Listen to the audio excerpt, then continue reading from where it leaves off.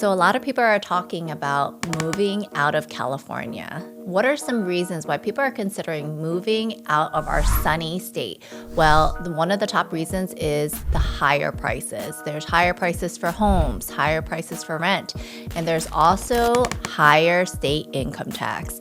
These taxes and all these fees are used to pay for our beaches and parks, but a lot of people are just tired of the cost and they're looking to move into other areas so that way when they do decide they want to retire, they don't have to worry about state income tax on their retirement income.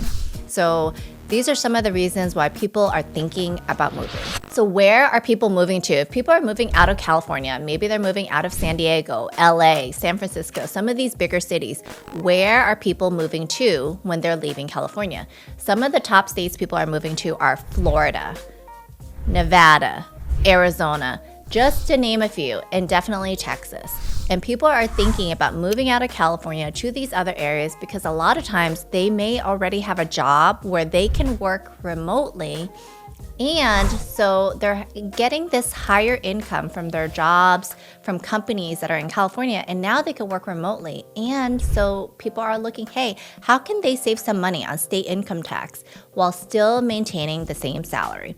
So people are looking for alternative options for retirement, and sometimes they may not even want to move permanently. This might be a decision where they're making, they want to move just for a couple of years, save up, and hopefully they can come back to California. So those are some of the trends that I'm seeing when talking to my real estate clients is there's definitely a shift. People are starting to think about moving, especially since COVID. People want to be closer to family. There's a lot of different reasons why many people I know are considering maybe moving out of the area. Wanted to talk today about land. And did you know that some of the land in the United States is not even owned by the US?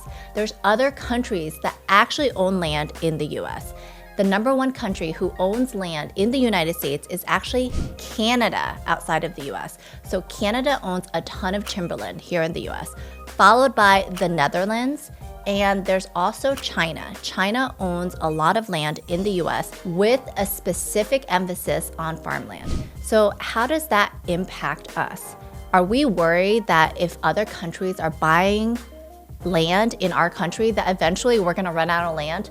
Luckily, we have something called eminent domain. And because of that, the United States will always be protected if they ever wanted to purchase a land from an original owner for the better use of the public, then that is an option. But it's interesting to know that there's a lot of countries that are interested in land in the United States for a variety of different reasons. I was pretty shocked when I looked this up. So you may be getting around this time, usually in November, December, we start getting property tax bills. And, if you are paying property tax, if you own a house, you may be paying, monthly through your impound account, or maybe you set aside that money each month on your own and pay off your taxes. So if you're owning raw land and you're starting to get property taxes, it might be easy to just ignore those bills because they don't actually cost that much. Many of the vacant land properties that we own out of state, the property tax bill for an entire year may be less than $50 or even less than $100. So it's really easy to just kind of put that bill aside and forget about it. So what would actually happen if you decide you don't want to pay your property tax, or maybe you don't want to pay it right now? Well, you don't have to worry. If this is the first time that you're not paying your property tax, they will just kind of put you on their late list, and it's really not that big of a deal. However, if you stay on this late list for an extended amount of time, one of the things that could happen is your property could go to a tax lien auction. So what is a tax lien auction? What does it mean? Does it mean you're losing your property? A tax lien auction allows people to come in and pay for taxes for people who are not paying their taxes, with the hope that eventually they may actually acquire that property.